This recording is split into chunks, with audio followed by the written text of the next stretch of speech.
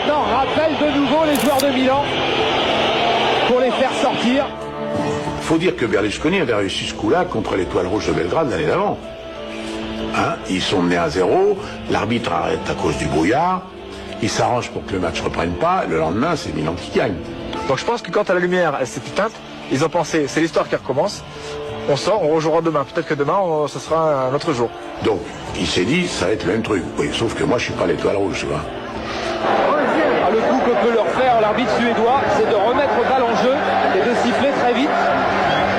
Il reste à savoir où vont être les Italiens à ce moment-là. Il va faire sortir tout le monde et il va déclarer les Italiens forfaits, ou du moins faire constater le fait qu'il n'y a aucun joueur italien pour faire reprendre le jeu. Là, les Milan AC a pris un risque énorme. Regardez, c'est remise en jeu au 6 mètres, puisque la balle était sortie au moment de l'arrêt des lumières. Là, il tente l'épreuve de force face au Milan AC.